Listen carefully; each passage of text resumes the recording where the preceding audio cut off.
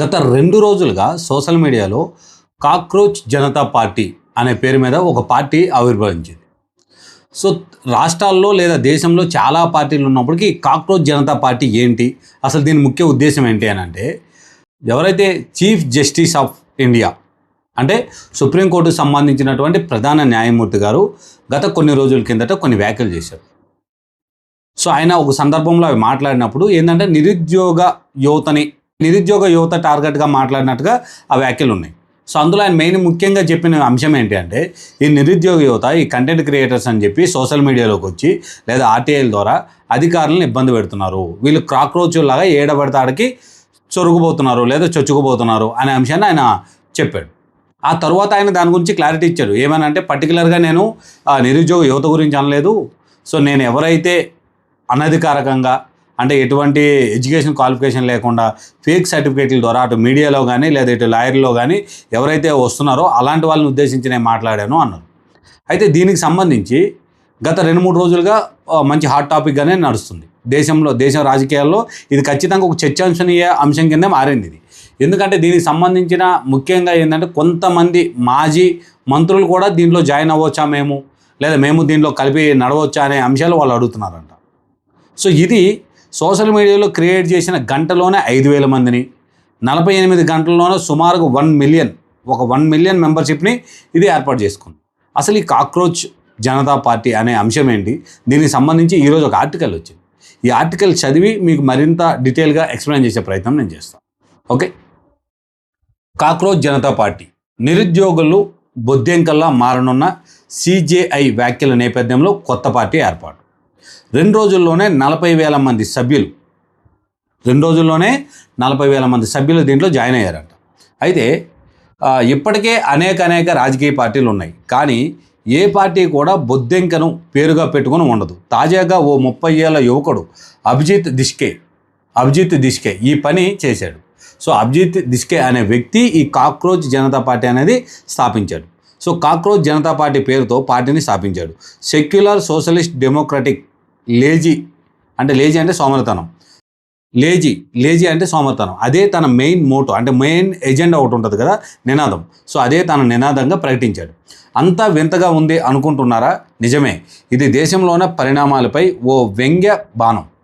నిరుద్యోగులు సోమరిపోతుల్లా బొద్దింకల్లా తయారై జర్నలిస్టులు, న్యాయవాదులు, సమాచార హక్కు కార్యకర్తల పేరుతో వ్యవస్థ మీద దాడి చేస్తున్నారంటూ సుప్రీంకోర్టు ప్రధాన న్యాయమూర్తి సూర్యకాంత్ ఇటీవల చేసిన వ్యాఖ్యలు వివాదాస్పదమై విషయం మీ అందరికీ తెలిసిందే. నేను ఇప్పటివరకు మీకు చెప్పాను కదా, సుప్రీంకోర్టు ప్రధాన న్యాయమూర్తి ఆయన మాట్లాడిన మాటలు ఏమని మాట్లాడింది? ఆయన జర్నలిస్టులాగా, న్యాయవాదుల్లాగా, సమాచార హక్కు కార్యకర్తలాగా. అంటే సమాచార హక్కు చట్టం ఉంది కదా, ఆర్టీఐ చట్టం ద్వారా కూడా వీళ్ళు అప్పీల్ చేయడాలు, దానికి సంబంధించి ఆర్టీఐ ఇన్ఫర్మేషన్ తెచ్చుకున్న తర్వాత దాని మీద అధికారుల మీద ఒత్తిడి తీసుకురావడాలు, ఎందుకు ఈ పని జరగలేదు, లేదా ఈ పరిస్థితి ఉన్నా సరే ఎందుకు ఈ పని జరిపిస్తున్నారు, ఇలాంటి విషయాల్లో వాళ్ళు యాక్టివ్గా ఉన్నారు. ఎందుకు వాళ్ళు యాక్టివ్గా ఉన్నారు అని అంటే ఆయన చెప్పే మోటో ఏంది అని అంటే, వీళ్ళు సోమరిపోతులు అంటే ఇంటి దగ్గర నిరుద్యోగులుగా ఉన్నారు. వీళ్ళకి ఏం చేయాలో తెలియని పరిస్థితుల్లో ఇలాంటి పనులు ఎంచుకుంటున్నారు వీళ్ళు. అయితే జర్నలిస్టులు అవుతున్నారు, లేదా ఇట్లా ఆర్టీఐలు వేసుకొని ఇట్లా చేస్తున్నారు అని చెప్పి ఆయన ఉద్దేశంతో మాట్లాడారు. సో, ఈ అంశము గత 2-3 రోజులుగా చాలా హాట్ టాపిక్గా మారింది. తన వ్యాఖ్యలను వక్రీకరించారని సిజేఐ పేర్కొన్నారు. అయినప్పటికీ ఆ వ్యాఖ్యల మీద సోషల్ మీడియాలో రకరకాల వ్యాఖ్యానాలు నడుస్తున్నాయి. దీంట్లో భాగంగానే అభిజిత్ దిష్కే కాక్రోచ్ జనతా పార్టీని స్థాపించినట్లుగా సోషల్ మీడియాలో ఈ నెల 16వ తేదీన ప్రకటించారు. ఈ అభిజిత్ దిష్కే అనేటి అతను సోషల్ మీడియాలో ఈ నెల 16 అంటే మొన్న ఈరోజు 20వ తారీఖు అంటే 4 రోజుల కిందట ఆయన ఈ పార్టీని సోషల్ మీడియాలో అనౌన్స్ చేశాడు. ప్రజలు సొమ్ము ఎటుపోతుంది అని నిలదీయడానికి పార్టీ పెట్టామని ఆయన తెలిపారు. దీంట్లో చేరటానికి అర్హతలు నిరుద్యోగం, సోమరితనం, భౌతికంగా కానీ మానసికంగా కాదు. అంటే దీంట్లో ఈ పార్టీలో చేరాలి అనుకుంటే వాళ్ళకు ఒక క్వాలిఫికేషన్ ఉండాలంట. అదేంటి? ఫస్ట్ నిరుద్యోగ అయి ఉండాలి, ఆ తర్వాత సోమరిపోతాయి ఉండాలి.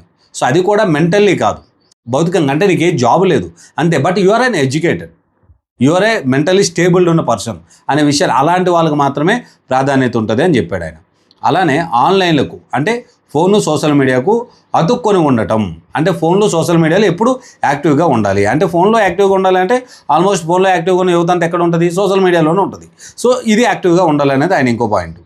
వ్యవస్థపై ఆగ్రహాన్ని అద్భుతంగా వెళ్ళగక్కే నైపుణ్యం కలిగి ఉండటం, అని పేర్కొన్నారు. అంటే వ్యవస్థపై ఏవైతే ఈ అధికారులు లేదా ఈ ప్రస్తున్న గవర్నమెంట్ అధికారులు కానీ గవర్నమెంట్ ఆఫీసులు కానీ ఈ వ్యవస్థ ఏదైతే ఉందో ఈ వ్యవస్థ పైన మంచి అవగాహన ఉండాలి, వాళ్ళు చేస్తున్నటువంటి తప్పులు ఎత్తి చూపించేలా ఉండాలి అనేది తర్వాత పాయింట్.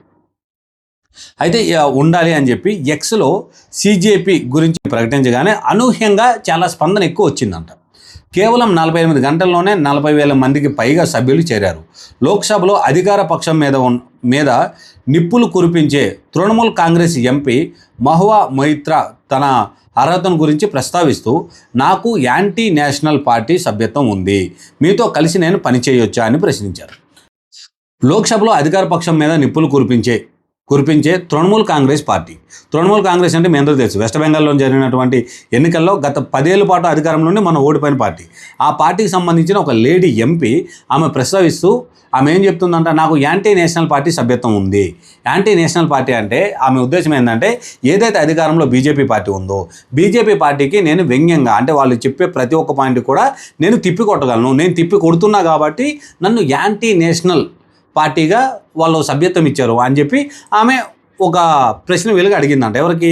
ఈ కాక్రోచ్ జనతా పార్టీ వాళ్ళకి. సో కాక్రోచ్ జనతా పార్టీ వాళ్ళు ఏం చెప్పారో చూద్దాం.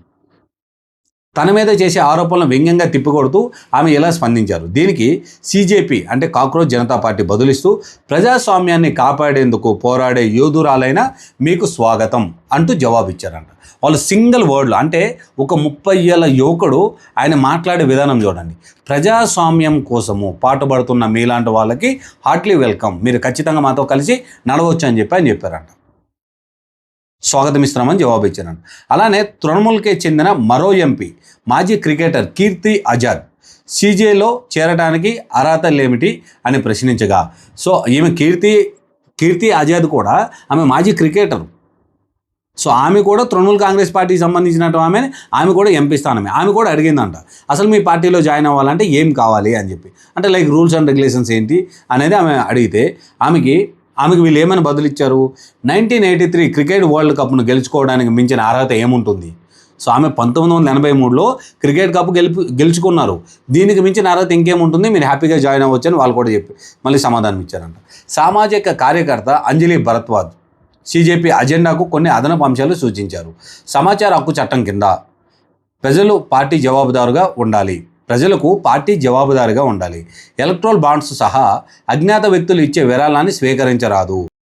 ఎవరైతే ఈ అంజలి భరద్వాజ్ గారు ఉన్నారో, అంజలి భరద్వాజ్ గారు ఏం చెప్తున్నారంటే, ఎక్కడ కూడా రహస్యంగా దీనికి సంబంధించి, అంటే ఏదైతే కాక్రోచ్ జనతా పార్టీ ఉందో దీనికి సంబంధించి కాక్రోచ్ కేర్స్, అంటే కొన్ని పార్టీలకు ఆల్రెడీ మన బీజేపీ పార్టీకి ఇలాంటి ఒక కేర్ ఉంది, పిఎం కేర్ అని చెప్పేసి, ఇలాంటివి ఎక్కడ కూడా రహస్యంగా ఎలాంటి సంస్థలు ఏర్పాటు చేయకూడదు, దాని ద్వారా ఫండ్ కానీ విరాళాలు కానీ తీసుకోకూడదు.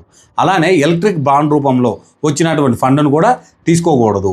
అలా అయితే ఆమె చేరుతానని చెప్తున్నట్టుంది. అన్నిటికీ సీజేపీ మద్దతు తెలపడమే కాకుండా తమ మేనిఫెస్టోలో భాగంగా చేస్తూ పేర్కొంది. అంటే ఈ అంజలి భరద్వాజ్ గారు ఏదైతే అడిగారో, ఈ అంజలి భరద్వాజ్ గారు సూచించినటువంటి అంశాలని వాళ్ళు ఆమెకి యాక్సెప్ట్ చేయడం, అంటే మీరు చెప్పిన దానికి మేము ఒప్పుకుంటున్నాము అని చెప్పడంతో పాటు ఆ ముఖ్యమైన పాయింట్ని తీసుకొచ్చి వాళ్ళు మేనిఫెస్టోలో కూడా చేర్చారంట. వాళ్ళు ఎవరు? సీజేపీ అంటే కాక్రోచ్ జనతా పార్టీ వాళ్ళు. సో ఈ రకంగా మునివేళ్ల మీద నిలబెట్టడమే తమకు కావాలని తెలిపింది. ఈ విధమైన ఉనికిలో రావడంతో సంచలనంగా మారిన సీజేపీ నిజంగానే రాజకీయ పార్టీగా మారుతుందా అన్నది ప్రస్తుతానికి తెలియదు. కాకపోతే ఎలా పనిచేయాలి అన్న దాని మీద త్వరలో ఆన్లైన్లో సదస్సు నిర్వహిస్తామని అభిజిత్ దిస్కే ప్రకటించారు. ప్రస్తుతం ఉన్న పరిస్థితుల్లో ఇది పార్టీగా, అంటే పొలిటికల్ పార్టీగా ఎస్టాబ్లిష్ అవుతుందా, పొలిటికల్ పార్టీగా బయటకు వస్తుందా అనే విషయం ఇంకా క్లారిటీ లేనప్పటికీ మా పార్టీ ఎజెండా ఏంటి, మా పార్టీకి సంబంధించిన ముఖ్యమైన అంశాలు అనేవి రానున్న రోజుల్లో మేము సోషల్ మీడియా వేదికగా వెల్లడిస్తాము అని చెప్పడం అయితే జరిగిందంట. అయితే వీళ్ళు ఒక 5 ఏవైతే మేనిఫెస్టోకి సంబంధించి ఒక 5 పాయింట్లు కూడా వీళ్ళు క్రోడీకరించారు. ఇందులో ఈ 5 పాయింట్లు కూడా జత చేశారు. అసలు ఈ 5 పాయింట్లు ఏంటి, వాటికి సంబంధించి కూడా చాలా షార్ట్గా చెప్పే ప్రయత్నం నేను చేస్తాను. సో 5 అంశాలతో మేనిఫెస్టో. తాము అధికారంలోకి వస్తే చేపట్టిన పనుల పేరుతో సీజేపీ 5 అంశాలతో మేనిఫెస్టోను ప్రకటించింది. అందులో 1, పదవి విరమణ చేసిన సుప్రీంకోర్టు ప్రధాన న్యాయమూర్తికి కూడా రాజ్యసభ సభ్యత్వాన్ని కానుకగా ఇవ్వబోము. సో ఇప్పటి వరకు చాలా అంశాలు ఇలాంటివి జరుగుతూ ఉన్నాయి. ఎందుకంటే సుప్రీంకోర్టులో పనిచేసినటువంటి ప్రధాన న్యాయమూర్తికి పదవి అనంతరం అంటే ఏదైతే రిటైర్మెంట్ స్టేజ్ వస్తుందో అది వచ్చిన తర్వాత వాళ్ళకి రాజ్యసభ మెంబర్షిప్ అనేది ఇస్తారు. సో అలాంటిది మేము ఇవ్వము. రెండో పాయింట్ ఏంది, నిజమైన ఏ ఒక్క ఓటరు ఓటు హక్కును కోల్పోయినా దేశ ప్రధాని ఎన్నికల కమిషనర్కు ఉపచట్టం కింద అరెస్టు చేసి విచారణ జరుపుతాం. ఓటింగ్ హక్కులను నిరాకరణకి ఉగ్రవాదానికి ఏమాత్రం తక్కువ కాదు. అంటే ఎవరైనా నిజంగానే వాళ్ళు ఓటు హక్కు ఉండి వాళ్ళు దాన్ని దుర్వినియోగం చేసినా లేదా ఓటు హక్కుని వాళ్ళు రిమూవ్ చేసినా, ఎందుకంటే ఎస్ఐఆర్ ఈ ప్రక్రియ ద్వారా చాలామంది అపోజిషన్ లీడర్లు చెప్తున్న అంశం కీలకంగా ఏముందంటే నిజంగానే వాళ్ళు ఓటర్లు అయి ఉన్నప్పుడు కూడా వాళ్ళు యాంటీ బీజేపీ అని చెప్పి ఆ ఓట్లు తొలగిస్తున్నారు. అలాంటి పరిస్థితి వస్తే ఖచ్చితంగా చట్టపరమైన చర్యలు తీసుకుంటాము. ఇది వీళ్ళు దీన్ని ఎలా పోల్చారు అని అంటే ఈ ఓటు హక్కు రిమూవ్ కానీ దీనికి సంబంధించి వీళ్ళు ఉగ్రవాదంతో దీన్ని కంపేర్ చేశారు. అంటే ఇలా చేయడం వల్ల ఉగ్రవాదాలని మీరు ఇండైరెక్ట్గా పుట్టిస్తున్నారు. ఎందుకంటే ఇప్పుడు నా ఓటు హక్కు పోయింది, నాకు కోపం వస్తుంది కదా, సో నేను రివర్స్ అవుతాను కదా, సో నేను రివర్స్ అయ్యి బయట మళ్ళీ కంప్లైంట్ పెట్టడము ఇంకోటి అనేటప్పుడు నాలో కూడా ఒక ఉద్రేకత, నాలో కూడా కోపాన్ని పెంచుతారు. సో ఇది ఈక్వల్ టు ఉగ్రవాదం అలాంటిది అని చెప్పి వాళ్ళు చెప్పిన అంశం. మూడో పాయింట్ ఏంటంటే పార్లమెంట్ సీట్లు పెంచకుండానే సగం సీట్లను మహిళలకు కేటాయిస్తాం. కేంద్ర క్యాబినెట్లో సగం పదవులు మహిళలకు ఇస్తాం. వీళ్ళు ఏం చెప్తున్నారు అని అంటే ఏదైతే మూడో పాయింట్ ఉందో మూడో పాయింట్లో ఆల్రెడీ డీలిమిటేషన్ అనే ప్రక్రియ జరిగిన తర్వాత మహిళలకి రిజర్వేషన్ ఇస్తామనేది బీజేపీ ప్రకటించిన అంశం. వీళ్ళు దానికి ఆపోజిట్గా వీళ్ళు చెప్తున్నది ఏంటంటే మేము సీట్లు పెంచాం, ఇప్పుడు ఎన్ని సీట్లు అయితే ఉన్నాయో అందులో సగం సీట్లు మేము మహిళలకు ఇస్తామని చెప్పి వీళ్ళు ఓపెన్ స్టేట్మెంట్ ఇచ్చారు. ఇంకా నాలుగో విషయానికి వస్తే అదానీ అంబానీలకు చెందినటువంటి అన్ని మీడియా సంస్థల లైసెన్సులు రద్దు చేస్తాం. గోధి మీడియా యాంకర్ల బ్యాంకు ఖాతాలపై దర్యాప్తు జరిపిస్తాం. దేశంలో నిజమైన స్వతంత్ర మీడియా పనిచేయడానికి దారులు వేస్తాం. వీళ్ళు చెప్తున్న మరో ముఖ్యమైన అంశం, చాలా ముఖ్యమైన కీ అంశం ఇది. ఎందుకంటే జర్నలిస్ట్ను ఉద్దేశించి మాట్లాడినప్పుడు ప్రధాన న్యాయమూర్తి గారు సో ఈ అంశం ఎలా ఉంది అని అంటే ఈ కాక్రోచ్ పార్టీ వాళ్ళు చెప్తున్న అంశం ఏమైతే ఉందంటే వీళ్ళు రానున్న రోజుల్లో మేము అధికారంలోకి వస్తే ఎవరైతే పార్టీలకు ఫేవర్గా నడిపిస్తున్నటువంటి సంస్థలు అంటే అటు వ్యాపారవేత్తలు అదానీ అంబానీకి సంబంధించిన వ్యాపారవేత్తలకు సంబంధించిన టీవీ ఛానల్ కానీ అలానే ప్రధాన నరేంద్ర మోడీకి సంబంధించినటువంటి అంటే ఇక్కడ మోదీని గోధి అని వాళ్ళు సంబోధించారు. సో ఆయనకి ఫేవర్గా ఉన్నటువంటి మీడియా సంస్థలను కూడా కంప్లీట్గా మేము లైసెన్సులు రద్దు చేస్తాం. అలానే వాటికి సంబంధించి మాట్లాడుతున్న యాంకర్లు ఎవరెవరైతే ఉన్నారో వాళ్ళకి నెల నెల ఎంత వెళ్తుంది పీఎం కేర్ నుంచి అనే విషయాన్ని కూడా మేము బట్టబయలు చేస్తామనే అంశాన్ని వీళ్ళు చెప్తూనే స్వచ్ఛందంగా ఇండివిజువల్గా ప్రజల సమస్యలపై గొంతు ఎత్తినటువంటి ఎవరైతే చిన్న సంస్థ మీడియాలు కానీ లేదా ఇండివిజువల్ మీడియాల వాళ్ళకి కానీ మేము అవకాశం కల్పిస్తాం, అంటే నిజాలే బయటకు చెప్పడానికి వాళ్ళకి అవకాశం కల్పిస్తాం అనేది వీళ్ళు చెప్తున్నారు. ఇంకా ఫైనల్గా వచ్చినటువంటి ఐదో పాయింట్, పార్టీ ఫిరాయించే ఎంపీ ఎమ్మెల్యేల మీద 20 ఏళ్ల పాటు ఎన్నికల్లో పోటీ చేయకుండా నిషేధం విధిస్తాం. ఇది చాలా ముఖ్యమైన పాయింట్, కానీ ఇది రాజకీయ నాయకులు దీన్ని ఒప్పుకోరు. ఎందుకనంటే పార్టీల ఫిరాయింపు, ఓ పార్టీలో గెలుస్తారు కానీ అధికారంలో ఆ పార్టీ రానప్పుడు ఈ అధికారంలో ఏ పార్టీ అయితే ఉంటుందో ఆ పార్టీకి వీళ్ళు ఇక్కడ నుంచి ఆడే జంప్ అవుతారు. ఎంపీలు కామన్గానే అట్లా వెళ్తారు, ఎమ్మెల్యేలు కామన్గానే అట్లా వెళ్తారు. అలా ఎవరైనా వెళ్తే వాళ్ళు మెంబర్షిప్ని రద్దు చేసి మరో 20 ఏళ్ళ పాటు వాళ్ళు రాజకీయాల్లో పోటీ చేయకుండా చేస్తామని. సో ఇలా జరిగినప్పుడు ఏ పొలిటీషియన్ కూడా యాక్సెప్ట్ చేయరు. కానీ మరి ఏదైతే కాక్రోచ్ జనతా పార్టీ ఉందో వీళ్ళ మేనిఫెస్టోలో ఉన్న ముఖ్యమైన 5 అంశాలే కాంట్రవర్సీగా కనిపిస్తూ ఉన్నాయి. సో ఈ 5 అంశాల గురించి కానీ ప్రస్తుత చర్చ ఏదైతే జరుగుతుందో చర్చ కానీ మీరు కూడా ఒకసారి ఆన్లైన్లో చెక్ చేయండి ఈ కాక్రోచ్ జనతా పార్టీ అనేది. సో నాకు తెలిసి ఇప్పటికి దానికి 1 మిలియన్ పైన మెంబర్సే యాడ్ అయ్యారు. సో ఇలాంటి విప్లవం ఎందుకు వచ్చింది?